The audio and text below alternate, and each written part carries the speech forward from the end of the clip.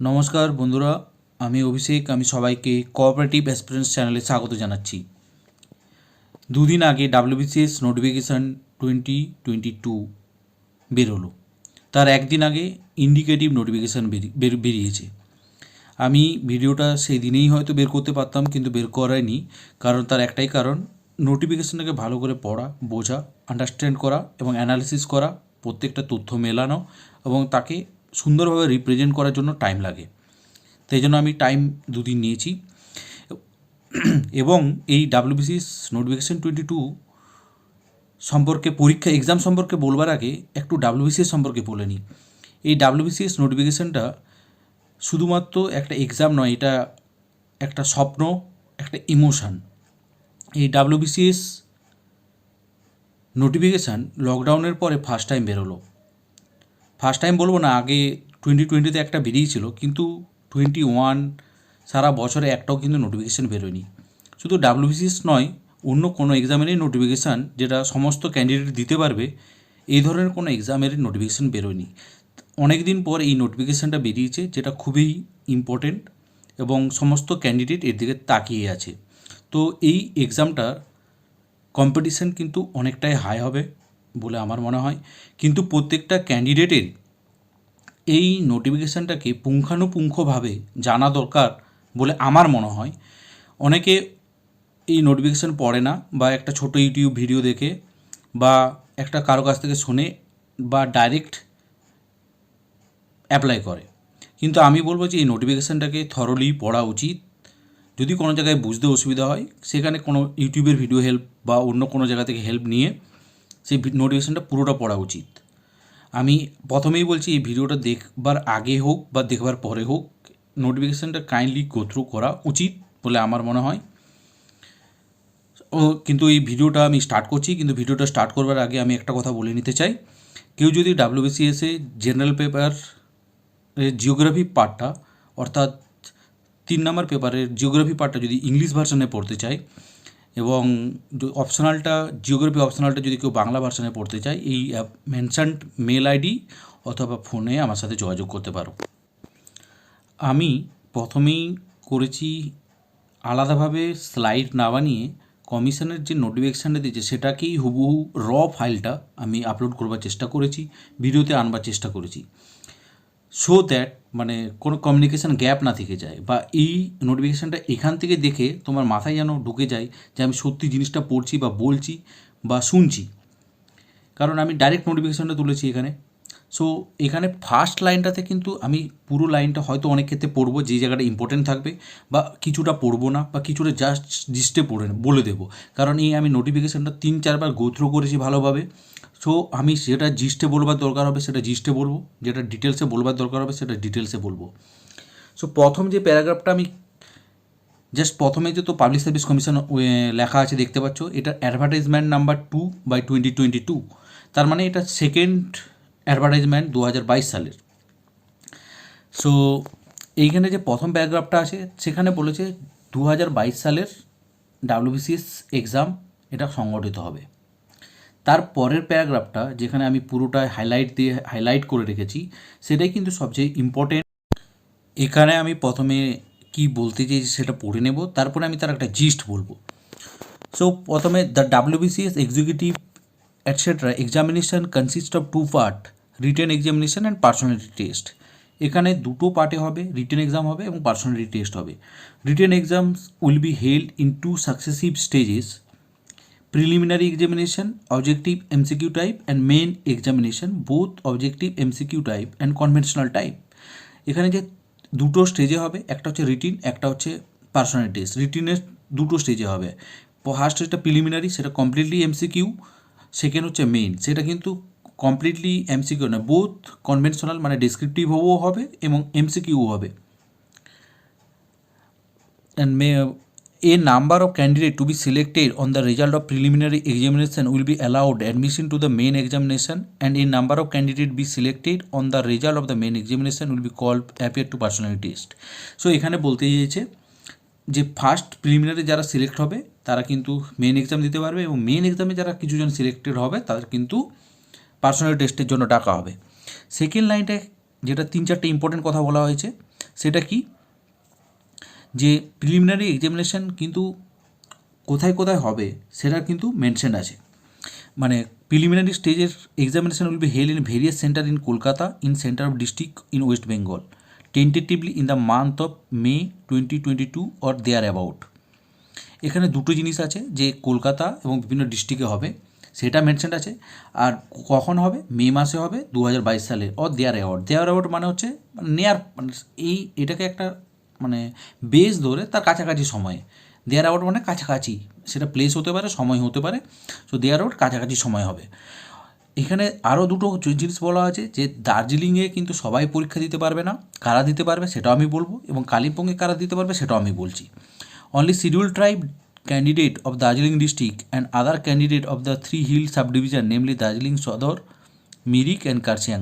আমরা জানি দার্জিলিংয়ের যে 3টে ইম্পর্টেন্ট সদর আছে, সাব ডিভিশন আছে, দার্জিলিং সদর, মিরিক অ্যান্ড কার্শিয়াংয়ের ট্রাইবাল ছেলেমেয়েরা কিন্তু এই দার্জিলিং সেন্টারে পরীক্ষা দিতে পারবে। Similarly all candidates from the Kalimpong district will be allowed to appear Kalimpong. কালিম্পংয়ের সমস্ত ডিস্ট্রিক্ট কিন্তু ছেলেমেয়েরা কালিম্পংয়ে দিতে পারবে। The personality and main exam, এখানে এটাও বলে দেওয়া হয়েছে মেন এক্সাম কলকাতাতেই হবে, এবং পার্সোনালিটি টেস্ট কিন্তু পিএসসি অফিসে হবে, এটা কিন্তু এখানে বলা আছে। তারপরে এখানে বলা হয়েছে যে ডাব্লিউবিসিএস 4টে গ্রুপে হবে, এবং গ্রুপিং অফ সার্ভিসের ক্ষেত্রে কী বলা আছে, the service and post to which recruitment is made on the result of WBCS examination are divide into ABCD groups with graduate syllabus. এখানে কিন্তু আরেকটা ইম্পর্টেন্ট কথা বলা হয়েছে, যে গ্র্যাজুয়েট সিলেবাসের উপরে কিন্তু এক্সামটা হবে। এ candidate may compete for one or more groups. এখানে বলা হয়েছে একটা ক্যান্ডিডেট একটা অথবা 4টা গ্রুপের জন্য, বা 2টো বা 3টে বা 4টে, সব গ্রুপগুলোর জন্যই এলিজিবল, বা কিন্তু তাকে একটাই ফর্ম ফিল আপ করতে হবে, আলাদা আলাদাভাবে 4টে করলে কিন্তু হবে না। এক্ষেত্রে আমি বলে রাখি, যদি কেউ এরকম করে থাকে সেক্ষেত্রে তার ক্যান্সেলেশন হবে। এখানে বিভিন্ন পোস্টগুলোর নাম বলা আছে, এখানে 4টে গ্রুপ যে আছে তার 4টে গ্রুপের বিভিন্ন পোস্টগুলো এখানে মেনশন করা আছে তারপরের স্লাইডে। যেমন ওয়েস্ট বেঙ্গল সিভিল সার্ভিস, আমরা জানি এটা একটা বিডিও হয় প্রথমেই, যেখানে পে লেভেল হচ্ছে যে গভর্নমেন্টের রোপা 2019 অনুসারে এটা 16 পে লেভেলের আন্ডারে আছে, যেখানে বেসিক পে স্টার্ট হবে 56,100 থেকে আপ টু 1,44,300 পর্যন্ত স্টার্টিং হবে 56,100। এর সাথে সাথে 3% ডেয়ারনেস অ্যালাউন্স পাবে, ₹500 মেডিকেল অ্যালাউন্স পাবে, এবং 12% হাউস রেন্ট অ্যালাউন্স পাবে। এই বেসিকের উপরে সেটা ক্যালকুলেট হয়, সেটা আমি না হয় পরে একদিন ডিটেলসে এই নিয়ে একটা ভিডিও বানাবো, কীভাবে পে স্কেল ক্যালকুলেট হয়। সো তারপরের পোস্ট হচ্ছে assistant commissioner of revenue in the integrated West Bengal revenue service. এটা খুবই একটা ইম্পর্টেন্ট পোস্ট রেভিনিউ সার্ভিসের জন্য। এবং তারপরে হচ্ছে ওয়েস্ট বেঙ্গল কোঅপারেটিভ সার্ভিস, তারপরে রয়েছে ওয়েস্ট বেঙ্গল লেবার সার্ভিস, এটাও জানি আমরা, খুবই ইম্পর্টেন্ট পোস্ট। তারপর হচ্ছে West Bengal food and supply service, যেটা হচ্ছে PDS বা আমরা যে রেশন, এর একজন ফুড সাপ্লাই সার্ভিসের আন্ডারে পড়ছে। এবং ওয়েস্ট বেঙ্গল এমপ্লয়মেন্ট সার্ভিস, আমরা জানি যে এমপ্লয়মেন্ট এক্সচেঞ্জগুলো থাকে সেইখানে এই পোস্টে হয়।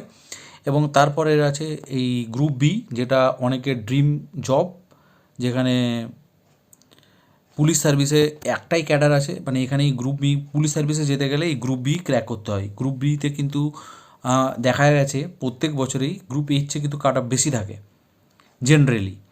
সো এটা কিন্তু যাদের স্বপ্ন, তার কিছু ক্রাইটেরিয়া আছে এক্সামটা পাস করার জন্য, এটার কিন্তু সেম পে স্কেল, মানে লেভেল 16। সো আমি যেখানে এই গ্রুপের যে 6টা পোস্ট এবং বি গ্রুপের যে একটা পোস্ট বললাম, এটা কিন্তু সবগুলোই লেভেল 6-এর জব, যেখানে কিন্তু সবারই সেম স্যালারি হবে। তবে এই ক্ষেত্রে একটা কথা বলে রাখি, গ্রুপ বি সার্ভিসের কিন্তু প্রমোশন আসপেক্টটা অন্যান্য গ্রুপের সব পোস্টের তুলনায় বেশ ভালো। এরপরে আছে গ্রুপ সি সার্ভিসের কিছু পোস্ট, সেগুলো আমি বলছি। সুপারিনটেন্ডেন্ট ডিস্ট্রিক্ট কারেকশনাল হোম, এটা গ্রেড পে হচ্ছে লেভেল হচ্ছে 15, তার এক ধাপ নিচে, যেখানে 42,600 বেসিক থেকে স্টার্ট হয়। এবং এটা আমরা জানি যে ডিস্ট্রিক্টে যে জেলগুলো থাকে তার প্রথমেই সুপারিনটেন্ডেন্ট, ডেপুটি সুপারিনটেন্ডেন্ট হিসাবে পোস্ট হয়, খুবই ভালো একটা জব। তারপরে হচ্ছে জয়েন্ট ব্লক ডেভেলপমেন্ট অফিসার, আমরা জানি এটা বিডিও অফিসে, বিডিওর পরে সবচেয়ে গুরুত্বপূর্ণ post joint block development officer. তারপর হচ্ছে deputy assistant director of consumer affairs, আমরা জানি কনজিউমার অ্যাফেয়ার্স ডিপার্টমেন্টে এটা খুবই একটা ইম্পর্টেন্ট পোস্ট, সবগুলোই ইম্পর্টেন্ট পোস্ট, আমি শুধু শুধু বলছি ইম্পর্টেন্ট পোস্ট, কিন্তু সবগুলো important post. West Bengal junior social service welfare service, and তারপরে আছে West Bengal subordinate land revenue service, যে আমরা জানি যে আরও আমরা জানি মিসলিনিয়াসের মাধ্যমে আরআই হয় এবং এটার মাধ্যমে ডাইরেক্ট আরও হওয়া যায় এবং তারপরে সিনিয়র রেভিনিউ অফিসার এই ধরনের প্রমোশন আছে। এবং আরেকটা হচ্ছে West Bengal subordinate land revenue service বললাম, অ্যাসিস্ট্যান্ট কমার্শিয়াল ট্যাক্স অফিসার এসিটিও আমরা জানি, এটাও খুবই ইম্পর্ট্যান্ট একটা পোস্ট। তারপর যে register district consumer dispute redressal commission, আমরা জানি যে কনজিউমার অ্যাফেয়ার্স ডিপার্টমেন্টের দুটো ভাগ থাকে, একটা হচ্ছে কনজিউমার অ্যাওয়ারনেস নিয়ে জেনারেট নিয়ে কাজ করে, আর একটা হচ্ছে রিড্রেসাল মানে যে ধরনের সমস্যা আছে তার লিগ্যাল দিকটা দেখে, সেখানে রেজিস্টারের পদে এই চাকরিটা।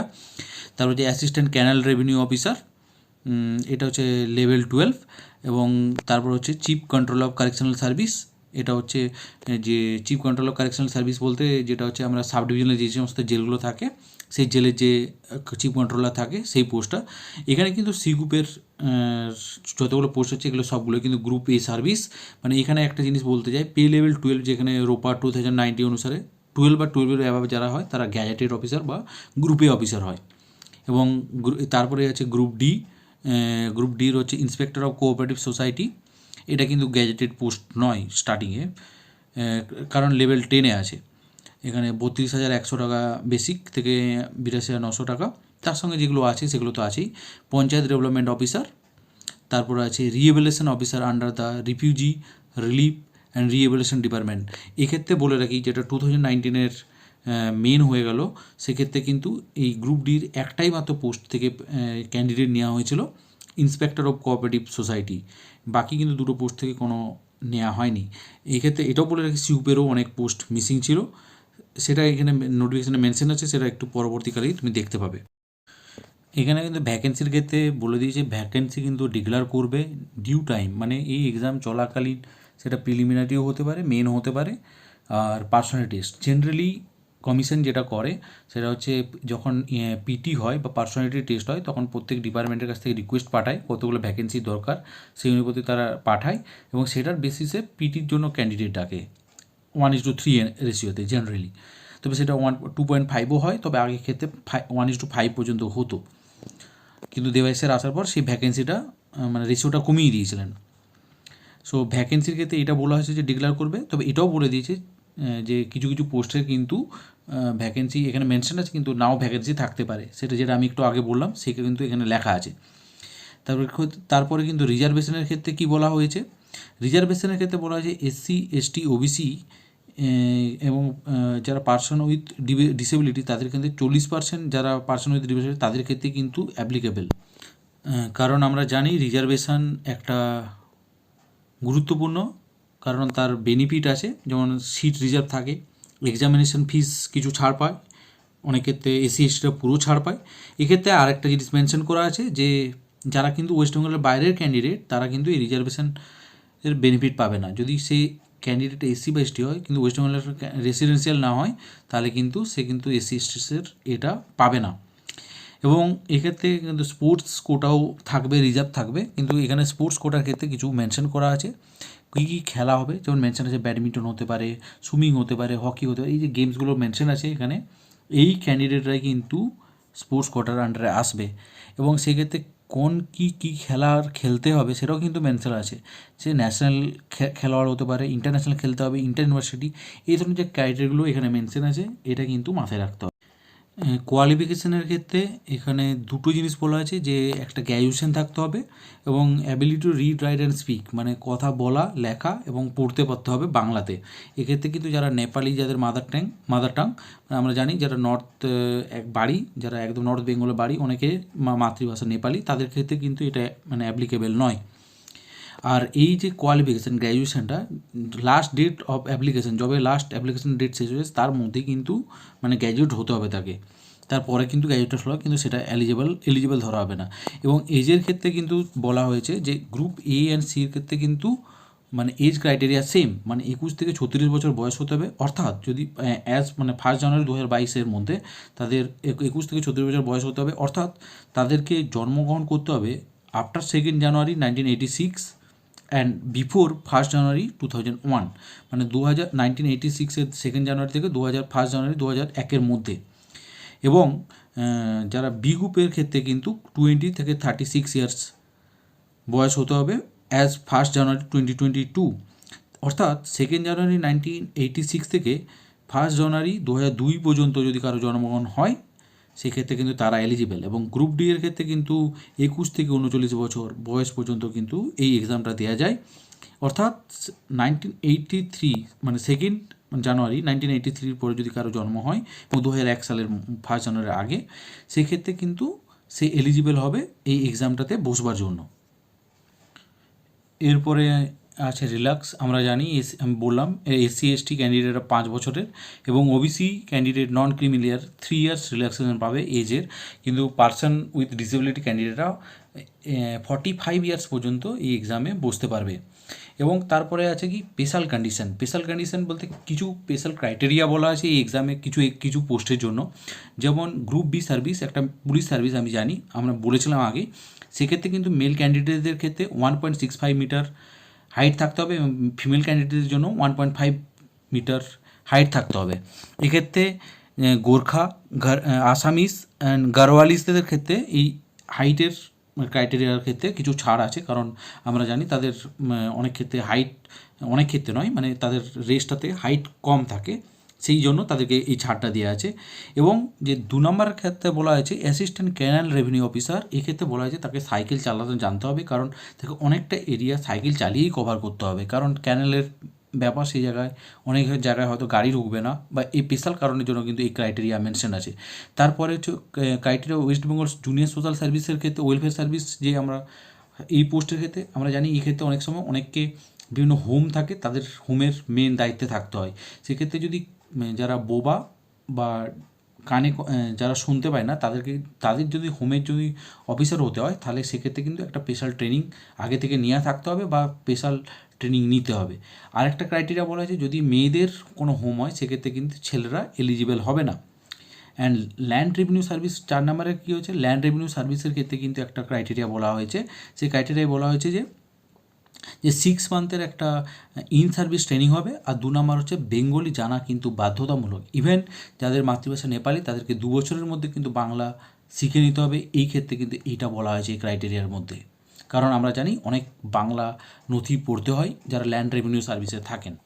এই choice of group of service and অ্যালটমেন্টের ক্ষেত্রে মেন কথা হচ্ছে এখানে বলছে যে একবারেই ভালোভাবে দিতে হবে, মানে যে গ্রুপ প্রেফারেন্সটা বা কোন কোন গ্রুপে এক্সামটা তুমি দিতে চাইছো, গ্রুপ প্রেফারেন্স নয়, কোন কোন গ্রুপের জন্য তুমি এক্সাম দিতে চাইছো।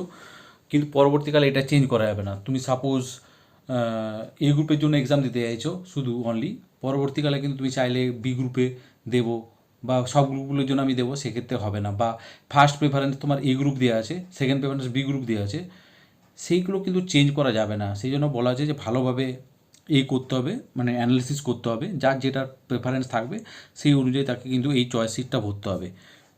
এবার কারো থাকে, যদি আমি এক্ষেত্রে একটা কথা বলে রাখি ছোট্টভাবে, কারোকে এক্ষেত্রে যদি কারো মনে হয় যে আমি পুলিশ সার্ভিসেই করবো, তার কিন্তু ফার্স্ট প্রেফারেন্স পুলিশ বি গ্রুপে থাকা দরকার। আবার কেউ যদি একটু রিল্যাক্সের জীবন চায়, রিল্যাক্সের তো নয় বলবো না, মানে কেউ এই ধরনের মানে সোশ্যাল সার্ভিসে বিশ্বাস রাখে বা মানুষের সাথে ইন্টারাক্ট করতে ভালোবাসে বা মানুষকে ডাইরেক্ট হেল্প করতে ভালোবাসে, সেক্ষেত্রে কিন্তু তারা এই গ্রুপটাকে ফার্স্ট প্রেফারেন্সে রাখলে অনেক হেল্পফুল হতে হবে, কারণ ভিডিও যদি একটা হতে পারা যায় সেক্ষেত্রে অনেক হেল্প করার জায়গা থাকে তার কাছে। তারপর সেকেন্ড পয়েন্টে বলা হয়েছে সমস্ত গ্রুপ একবারেই পার্সোনালিটি টেস্ট হবে, মানে অর্থাৎ মানে আমি এই গ্রুপের জন্য 4টে গ্রুপের জন্য মানে অ্যাপ্লাই করলাম, আমার কিন্তু 4টে গ্রুপে 4বার ইন্টারভিউ হবে না। আমি সাপোজ যদি নাম্বার ক্যারি করি, একবারই ইন্টারভিউ হবে, সেই নাম্বারটা যদি সাপোজ এই গ্রুপে পাস করলাম, এই গ্রুপের আর বি গ্রুপে একটা ইন্টারভিউ হয়, এই বি গ্রুপে যদি না হয় সেই অটোমেটিক 200 নম্বরের যে ইন্টারভিউটা আমি দিয়েছিলাম সেটাই 150 নম্বরে কনভার্ট হয়ে যাবে এবং সি গ্রুপের ক্ষেত্রে সেই নাম্বারটা অ্যাড হয়ে যাবে এবং ডি গ্রুপের ক্ষেত্রে 100 নম্বরে কনভার্ট হয়ে যাবে, একবারেই ইন্টারভিউ হবে। অ্যান্ড আর একটা কথা বলা হয়েছে এখানে, মেন এক্সামে পাস করবার পরে প্রেফারেন্স সিট আসবে। যেমন ফার্স্ট মেন এক্সাম পাস করবার পর আমি সাপোজ এই গ্রুপে পাস করলাম, এই গ্রুপের 6টা সার্ভিস আছে, সেই 6টা সার্ভিসে ফার্স্ট আমার যদি নাম্বার সামনের দিকে থাকে আমি ফার্স্ট প্রেফারেন্স অনুযায়ী পাবো। কেউ ফার্স্টে ভিডিও রাখতে পারে, কেউ ল্যান্ড রেভিনিউ সার্ভিসে রাখতে পারে সেকেন্ডে বা ফার্স্টে রাখতে পারে, বা কেউ কমার্শিয়াল ট্যাক্স অফিসার ফার্স্ট হবে। যার যেরকম প্রেফারেন্স সেটা কিন্তু মেনে পাস করার পরেই তা এই প্রেফারেন্সটা দিতে পারবে। এখানে মোড অফ অ্যাপ্লিকেশানে বলা হয়েছে যে অ্যাপ্লিকেশান কিন্তু অনলাইনভাবেই করতে পারবে, আর এখানে বলেছে যে একবারই অ্যাপ্লিকেশান করা যাবে, কারণ বারবার অ্যাপ্লিকেশান করলে কিন্তু তার রিজেকশান হয়ে যাবে। যে কেউ ভাবলো এই গ্রুপের জন্য একবার, বি গ্রুপের জন্য একবার, বা একবার হলো না আরেকবার, তাই বলছি ভালোভাবে করবে, একবারই করবে, আর অনলাইনেই হবে এটা। অ্যান্ড আদার রিকোয়ারমেন্টস, এখানে আদার রিকোয়ারমেন্টের ক্ষেত্রে বলছে সিটিজেন অফ ইন্ডিয়া হতে পারে। তবে এক্ষেত্রে যদি সরকার কোনো ছাড় দেয়, যেমন নেপাল বা ভুটানের ক্ষেত্রে অনেক সময় গভর্নমেন্ট অফ ইন্ডিয়া ছাড় দেয়, সেক্ষেত্রে কিন্তু তারাও অ্যাপ্লিকেবল হবে। আর একটা good health and character for government service, আমরা জানি এটা কিন্তু গভর্নমেন্ট পিএসসি বা গভর্নমেন্ট ভেরিফাই করিয়ে নেয়। সো যখন আমরা একজন কেউ সার্ভিস পেয়ে যায়, তার পুলিশ ভেরিফিকেশান হয়, সেই পুলিশ ভেরিফিকেশনের মাধ্যমে তার ক্যারেক্টার জানা যায়, তার নামে কোনো ক্রিমিনাল কেস হয় আছে কি নেই, এই ধরনের জানা যায়। এবং গুড হেলথ এর ক্ষেত্রে, গুড হেলথ মানে কোনো বিশাল বড় মেজর প্রবলেম আর নেই তো, সেটা কিন্তু মেডিকেল বোর্ডের দ্বারা, যেটা কলেজ স্ট্রিটে আছে সেখানে কিন্তু তার মেডিকেল মানে চেক আপ হয়। এটা কিন্তু এই জন্য এখানে এটাও বলা আছে যে একটা ক্রাইটেরিয়ার মধ্যে। এবং ফিজের ক্ষেত্রে বলে রাখি, এখানে কিন্তু এসসি এসটিদের ছাড় আছে, এবং জেনারেল বা ওবিসিদের ক্ষেত্রে কোনো ছাড় নেই। সেক্ষেত্রে 210 টাকা ফিস এবং 5 টাকা service charge plus GST charge, মোটামুটি ধরে রাখতে পারো 215 থেকে 20 টাকার মধ্যে এই ধরনের একটা অ্যাপ্রক্সিমেট মানে পেমেন্ট তাদেরকে করতে হবে। পেনাল্টিতে বলতে চাই যে কেউ যদি এক্সামে খাতায় তার নাম বা তার বাড়ির অ্যাড্রেস এই ধরনের কিছু আইডেন্টিটি ডিসক্লোজ করে, সেক্ষেত্রে কিন্তু তার একটা নাম্বার ডিডাকশান হবে। এক্ষেত্রে পেনাল্টির ক্ষেত্রে বলা আছে। ডিডাকশান অফ মার্কস, এক্ষেত্রে বলা হয়েছে যে কেউ যদি রং অ্যান্সার করে এমসিকিউ পেপারে, তার নাম্বার ডিডাক্ট হবে। এখানে কিন্তু কটা কোশ্চেনে কী ডিডাকশান হবে সেটা বলা নেই, তবে যেটা জেনারেলি হয়ে থাকে 3টে কোশ্চেনে একটা কোশ্চেনের মার্কস কাটা যায়। অ্যান্ড ল্যাঙ্গুয়েজ অফ দ্য এক্সামিনেশানের ক্ষেত্রে বলা হয়েছে এখানে যে কম্পালসারি বা মেন এক্সামটা হবে সেটা ইংলিশ অথবা বাংলায়, বা যেটা মেনশন থাকবে কোশ্চেন পেপারে সেই অনুযায়ী করতে হবে। এক্ষেত্রে বলে রাখি, যেটা মেন পেপার হয়, মেন প্রিলিমিনারি ইংলিশেই হয়, ইংলিশ এবং বাংলা দুটোতেই হয়। মেন্স কিন্তু যেটা কম্পালসারি পেপার অনলি ইংলিশে হয়, যেটা ইংলিশ বাংলা তো তার পেপারে হয়। যেটা অপশনাল পেপার সেটা ইংলিশে হয় কোশ্চেনটা, কিন্তু বাংলা বা ইংলিশে লেখা যায়। এক্ষেত্রে বলা হয়েছে যে যেই পেপারটা অপশনালে যে ল্যাঙ্গুয়েজে লিখবে সেই পেপারেই, সেই ভাষাতেই লিখতে হবে। যেমন কেউ যদি একটা পেপার, অপশনাল পেপার পেপার 1-এ ইংলিশ ভার্সানে লিখছে, জিওগ্রাফি সাপোজ নিয়েছে, সেই ইংলিশ ভার্সান লিখছে, তাকে পুরোটাই ইংলিশেই লিখতে হবে। কেউ যদি বাংলায় লিখতে চায় সে কিন্তু পুরোটা তাকে বাংলায় লিখতে হবে, এটাই বলা আছে। এখানে বলা আছে কোথায় সেন্টার পড়বে, মোটামুটি 26টা জায়গায় সেন্টার পড়বে প্রিলিমিনারি এক্সাম, সেটা তুমি এখানে দেখে নেবে। কিন্তু মেন এক্সাম কলকাতায় হবে, পার্সোনালিটি টেস্টও কলকাতা হবে। যদি প্যান্ডেমিকের সিচুয়েশন হয় সেক্ষেত্রে অনলাইন হলেও হতে পারে ইন্টারভিউটা। এখানে পিএসসির 3-4টা সতর্কবাণী দিয়েছে, যেমন বলেছে যে সুপারভাইজারের কথা মেনে চলতে হবে যে এক্সাম সেন্টারে, এবং এক্সাম সেন্টার নিয়ে কয়েকটা ইনস্ট্রাকশান দেওয়া আছে। এবং যেটা আরেকটা ইম্পর্টেন্ট, যে পিএসসি এখানে কিন্তু কোয়ালিফাইং মার্কস রাখতে পারে। সেটা আগে থেকে পিএসসি বলে দিতে পারে যে আমি সাপোজ 50-এর নিচে কোনো এক্সামকে পাস করাবো না, এটা কোয়ালিফাইং মার্কস রাখতে পারে, এটা বলেছে। সেটা শুধু মানে আমি প্রিলিমিনারির ক্ষেত্রে বলছি না, ইভেন মেন্সের যে এক্সাম আছে সেটা বাংলা বা ইংলিশ ডেসক্রিপটিভ পেপারের ক্ষেত্রেও কিন্তু কোয়ালিফাইং মার্কস রাখতে পারে। এবং আরেকটা কথা বলা আছে যে মোবাইল অ্যালাউড নয়, আমরা জানি অ্যালাউড নয়। আর আরেকটা কথা বলা আছে যে মোবাইল রাখবার একটা ব্যবস্থা থাকবে, ছেলেদের আলাদা মেয়েদের একটা আলাদা ব্যবস্থা রাখবে পিএসসি। মেডিকেল এক্সাম যেটা আমি আগে বললাম, সেক্ষেত্রে সেন্ট্রাল মেডিকেল বোর্ড আছে ওয়েস্ট বেঙ্গল গভর্নমেন্টের, তারা কিন্তু মেডিকেল ভেরিফিকেশান করে নেয়, সেটার কথা বলা হয়েছে। ক্যানভাসিংয়ের ক্ষেত্রে বলা হয়েছে যদি এনি কাইন্ড অফ সাপোর্ট তুমি কোনো গভর্নমেন্ট অফিসিয়াল থেকে পাও বা কোনো পিএসসির কোনো মেম্বার থেকে পাও, সেক্ষেত্রে কিন্তু তোমার এক্সাম বা তোমার সিলেকশন হয়ে গেলেও সেটা কিন্তু ইনএলিজিবল হয়ে যাবে, এটা কথা বলা হয়েছে। রেজাল্ট অফ দ্য এক্সামিনেশনের ক্ষেত্রে বলা হয়েছে প্রিলিমিনারি একটা স্ক্রিনিং টেস্ট, এর নাম্বার কোনো যোগ হয় না মেন এক্সামে, এবং মেন এক্সামের পরেই হয় আমাদের পার্সোনালিটি টেস্ট, সেই পার্সোনালিটি টেস্টের পরেই হচ্ছে সিলেকশন হয়, এটাই এখানে বলা হয়েছে। এইটা সবচেয়ে গুরুত্বপূর্ণ একটা স্লাইড, কারণ এখানে অনেকগুলো ইনফরমেশান দেওয়া আছে। যেমন online form fill up start হবে 3rd মার্চ থেকে, ক্লোজ হয়ে যাবে 24th মার্চ থেকে 24th মার্চে, এবং অনলাইন পেমেন্ট 24th মার্চেই শেষ হবে 12টার সময়। এবং সাবমিশন থ্রু অফলাইন যদি কেউ ফিল আপ করতে চায়, মানে পেমেন্ট করতে চায়, 25 মার্চ 2022 কিন্তু লাস্ট। কিন্তু যারা 25 মার্চে দেবে চালানটা কিন্তু 24 তারিখের মধ্যেই কাটতে হবে। আর একটা এখানে বলা আছে যে important instruction regarding edit window, যেখানে পিএসসি ইন্ডিকেটিভ নোটিফিকেশানে বলেছিল যে একটা এডিট করবার অপশান দেওয়া থাকবে, সেক্ষেত্রে এডিট কিন্তু যে অ্যাপ্লিকেশানটা করেছো সেক্ষেত্রে এডিট করার সুযোগ পাবে। এই যে ওয়েবসাইট মেনশন আছে সেক্ষেত্রে কিন্তু যেটা প্রিভিয়াসভাবে এনরোলমেন্ট ছিল সেটা কিন্তু এডিট হবে না। যে তথ্যগুলো তুমি কোনো চেঞ্জ করতে যাও, প্রেফারেন্স, গ্রুপ প্রেফারেন্স, এইগুলো কিন্তু তুমি করতে পারবে। এই একটা উইন্ডো দেবে, সেই উইন্ডোর মধ্যেই কিন্তু মানে টাইম স্প্যান দেবে, সেক্ষেত্রে কিন্তু করতে পারবে।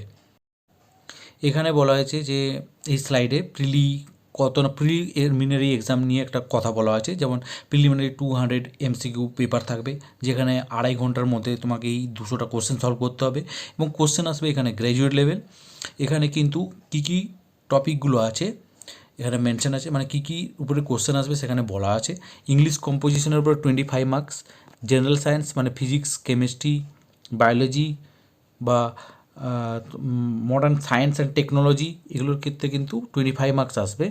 Current events of national and international ইম্পর্টেন্সের উপরে মানে কারেন্ট অ্যাফেয়ার্সের উপরে 25 মার্কস, হিস্ট্রি অফ ইন্ডিয়ার উপরে 25 marks, and geography of India with special reference to West Bengal 25 marks, Indian political economy 25 marks, Indian national movement 25 marks, general mental ability 25 marks.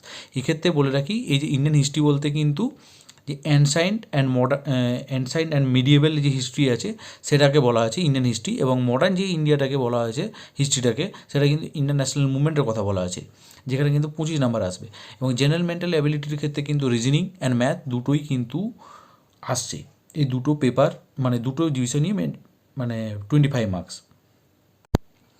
এছাড়াও যেটা আমি বলেছিলাম এবি গ্রুপের ক্ষেত্রে অপশনাল পেপার ম্যান্ডেটারি, এখানে কিন্তু লিস্ট অফ অপশনাল সাবজেক্ট দেওয়া আছে। টোটাল 37টা সাবজেক্টের মধ্যে যে কোনো একটা সাবজেক্ট তোমাকে নিতে হবে, সেখানে 400 নাম্বারের এক্সাম হবে। সেক্ষেত্রে কিন্তু এইখানে এই লিস্টগুলো মেনশন আছে, এখান থেকে দুটো পেপারে 200 400 নাম্বার কিন্তু দিতে হবে এক্সাম। তারপরে যে নোটিফিকেশানের মেনশন আছে সেখানে কিন্তু পেপার 6 বা অ্যারিথমেটিকে দুটো জিনিস বলা আছে, যে এখানে এক তো মাধ্যমিক লেভেলের কোশ্চেন আসবে, যেটা আমাদের সেকেন্ডারি এডুকেশন লেভেলে, এবং এই যে কী কী আসবে তার কিন্তু একটা লিস্ট বলে দিয়েছে, যেমন logical deduction, forcefulness of the argument, এই ধরনের যে এখানে মেনশন আছে সেগুলো তোমরা পড়ে নেবে, সেইগুলোকে হাইলাইট করে সেগুলোকে প্র্যাকটিস করতে হবে ভালো করে। The standard of compulsory paper, যেমন মেন্সের যে কম্পালসারি পেপারগুলো আছে সেগুলো কিন্তু গ্র্যাজুয়েট লেভেল, মাধ্যমিক লেভেলের পেপার 6 অনলি। বাকি কিন্তু যে পেপারগুলো আছে সেগুলো কিন্তু গ্র্যাজুয়েট লেভেল, বাট অপশনালটা হবে কিন্তু গ্র্যাজুয়েট লেভেল, বাট কিন্তু in the sense of honours. আমরা যে অনার্সে যতটা ডেপথে পড়তাম সেই ডেপথে, আমি ইভেন বলবো যে অনার্সের লেভেলেও যে মাস্টার্সেরও অনেক সিলেবাস কিন্তু কাভার আপ হয় অপশনালের ক্ষেত্রে। আবার এনভায়রনমেন্টের ক্ষেত্রে কী কী আসবে সেটাও কিন্তু মেনশন আছে, যেটা আমার সায়েন্সের পেপার জিএস পেপার 2 বা পেপার 4তে আসে, যে এনভায়রনমেন্ট পেপারে কী কী আসবে, biodiversity, coastal regulation zone, global warming, industrial and environmental pollution, ozone layer related issue. এবং ইন্ডিয়ান ইকোনমিতে কী আসবে সেটাও কিন্তু বলা আছে, যেমন reserve bank of India of the compulsory paper 5 will consist of the following: central state relation and devolution of the central fund to state, planning process of the objective of planning process, যে আমরা জানি planning commission ছিল, objective of 5 year plan, function of RBI, monetary policy, central finance commission, এই যে mention টপিকগুলো আছে এগুলোর উপর কিন্তু এমফাসিস দিতে হবে। এই ক্ষেত্রে আরেকটা 5 নম্বর পয়েন্টে বলা আছে যে বাংলা ইংলিশে যে অপশনাল পেপার দেওয়া হবে, এক্ষেত্রে কিন্তু নেপালি ভাষাতেও দেওয়া যাবে, পলিটিক্যাল সায়েন্স অ্যান্ড বোটানি, এই দুটো পেপার অনলি নেপালি ভাষাতেও দেওয়া যাবে। এটা একটা সামারি স্লাইড বলা যেতে পারে, যে এই গ্রুপ এর জন্য কী কী এক্সাম দিতে হবে, কত নাম্বারে দিতে হবে, গ্রুপ বি কত নাম্বার, যেমন গ্রুপ সির জন্য কত নাম্বার, গ্রুপ ডির জন্য কত নাম্বার, গ্রুপ এ বির জন্য 1800 নাম্বার, অপশনাল 400 400 অ্যাড আছে, আর অপশনালের ক্ষেত্রে এই পিটির ক্ষেত্রে পার্সোনাল টেস্টের ক্ষেত্রে 200 200 করে, 200 দুটোর ক্ষেত্রে 200 200। কিন্তু গ্রুপ সির ক্ষেত্রে অপশনাল দিতে হচ্ছে না, 400 নাম্বার কম, আর ইন্টারভিউর জন্য 50 নাম্বার কম, অর্থাৎ 150 নাম্বার, তাই 1350। আবার গ্রুপ ডির ক্ষেত্রে কিন্তু ইন্টারভিউ 100 মার্কস, সেক্ষেত্রে এই জন্য এক্সামটা হচ্ছে 1300 নাম্বারের। এটা হলো সামারি। থ্যাংক ইউ বন্ধুরা, যদি এতক্ষণ ভিডিওটা দেখার জন্য। ভিডিওটা জানি একটু লেন্দি হয়ে গেল, তাও এই ভিডিওটা পুরোটা দেখা আমার মনে হয় উচিত, কারণ অনেক ডিটেলসে ধীরে ধীরে বোঝানোর চেষ্টা করেছি, যাতে কোনো মিস্টেক না হয় বা কোনো আন্ডারস্ট্যান্ডিংয়ে প্রবলেম না হয়। যদি ভিডিওটা ভালো লাগে লাইক অ্যান্ড সাবস্ক্রাইব করবে চ্যানেলটা। আর একটা রিকোয়েস্ট, তাড়াহুড়ো করে ফর্ম ফিল আপ করবে না, অনেক ধীরে ভাবনা চিন্তা করে ফর্ম ফিল আপ করবে। যেখানে অসুবিধা হবে ফর্ম ফিল আপ করবার সময় সেটা কমেন্ট সেকশানে জানাবেন। কমেন্ট সেকশানে জানালে আমি তার রিপ্লাই অবভিয়াসলি দেবো, 2 ঘন্টার মধ্যে আশা রাখি দেওয়ার চেষ্টা করব। কিন্তু তাড়াহুড়ো কোনো মতেই করবে না, টাইম লাগাবেন, যেখানে অসুবিধা হবে আটকাবেন, কিন্তু তাড়াহুড়ো করবেন না। Thank you.